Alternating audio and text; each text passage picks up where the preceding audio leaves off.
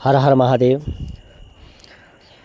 आज मैं बहुत समय के बाद वीडियो बना रहा हूं, लेकिन एक बहुत ही महत्वपूर्ण विषय पर यहाँ पर थोड़ी सी चर्चा करना चाहता हूं।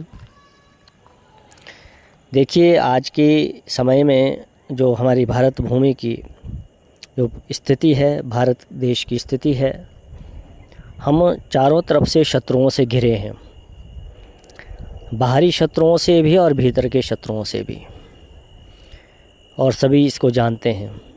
विधर्मियों के बीच में हम रह रहे हैं। हमारे चारों तरफ इस समय राक्षसी जो सोच है, विचार है, विधर्मी उसका पालन कर रहे हैं। और यहाँ पर मैं बस इतना ही बोलना चाहता हूँ कि आप चाहे राम के भक्त हों, कृष्ण के भक्त हों, चाहे भगवान विष्णु के भक्त हों, आप भक्त बने रहें। आप नाम जप करते हैं, करते रहें, कीर्तन कर रहे हैं, करते हैं तो करते रहें। लेकिन जब तक आपको दैवीय ऊर्जा से संपन्न जब तक आप नहीं होंगे, तब तक हम ना अपनी रक्षा कर सकते हैं, ना परिवार की, ना समाज की, ना राष्ट्र की। युग धर्म के अनुसार ही शक्तियों का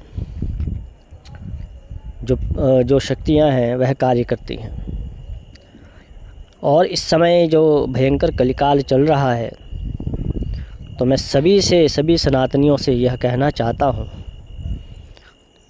कि जो हमारी तांत्रोक्त जो पद्धति है, उपासनाएं हैं, साधनाएं हैं, सभी सनातनियों को साधक बनकर इन पद्धतियों को सीखने की आवश्यकता है, करने की आवश्यकता है, इस मार्ग पर चलने की आवश्यकता है। फिर से काली, भैरव, नृसिंह,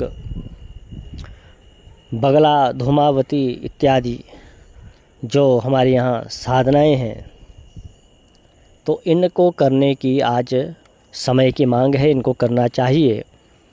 और जब तक आप इस प्रकार के जो साधनाओं के अंदर हम प्रविष्ट नहीं होंगे, तब तक हमारे पास वह जो अलौकिक दैवीय शक्ति है वह हमारे पास आएगी नहीं।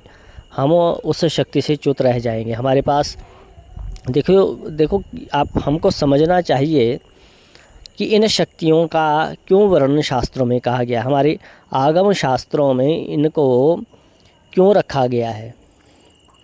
जब सिर्फ नाम जप से ही अगर सब कुछ होना हो, या नाम जप से ही सब कुछ होना होता है, कीर्तन करने से ही सब कुछ होना होता है, तो फिर इन साधनाएं, उपासनाएं, इस प्रकार की विधाओं का जो वर्णन है शास्त्रों में क्यों कहा गया है, क्यों बताया गया है। भगवान शंकर अपने मुख से स्वयं इस चर्चा को माँ भगवती पार्वती से कह रहे हैं। तो कहने का ये वीडियो बहुत विस्तृत हो जाएगी, लंबी हो जाएगी, लेकिन मैं तो सिर्फ यही कहना चाहता हूँ, आप भगवान राम, कृष्ण इत्यादि के भक्त बने रहें। लेकिन काली, भैरव, नृसिंह, धूमावती, बगला, भैरवी, चामुंडा इत्यादि की जो भी आपको परंपरा से, गुरु परंपरा से जुड़कर, चाहे आप शाक्त साधना करते हों, चाहे आप शैव उपासक हों, चाहे आप वैष्णव उपासक हों, लेकिन आप फिर से तंत्र की ओर मुड़िए। तंत्र की साधनाओं से संपन्न होकर अपने अंदर एक अलौकिक दैवीय शक्ति का आप संचार कीजिए। इससे आप देखो, जो शक्तिहीन होता है वह कभी भी मारा जा सकता है। और आज हमारी स्थिति यही है।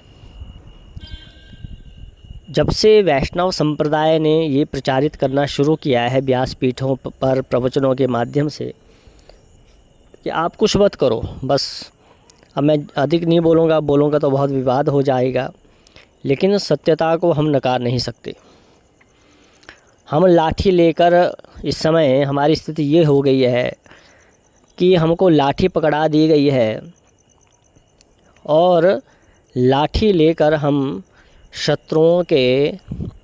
उन शत्रुओं के आगे खड़े हैं लड़ने के लिए, जिनके हाथ में AK-47 है, बड़ी बड़ी मिसाइलें हैं। तो हमारे पास भी उससे बड़े हथियार होने चाहिए। मेरा कहने का तात्पर्य ये है कि इसीलिए तंत्र का हमारे शास्त्रों में विधान है, तंत्र साधनाओं का वर्णन है।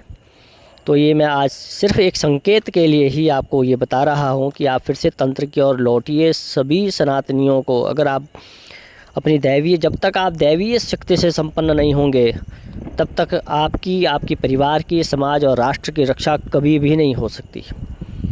आज समय की मांग है, इसके ऊपर मैं आने वाले समय फिर से विस्तृत वीडियो बनाऊंगा, क्योंकि समय का मेरे पास बहुत अभाव होता है, इसलिए मैं यूट्यूब पे वीडियो भी नहीं बना पाता। कई बारी आजकल तो बहुत ही कम समय रहता है।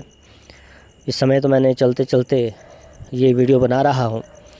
तो बातें तो बहुत करने की हैं, लेकिन फिर से मैं आपको एक नई वीडियो बनाऊंगा, विस्तृत रूप से प्रयास करूंगा किस प्रकार से हमको इस कार्य में आगे बढ़ना चाहिए।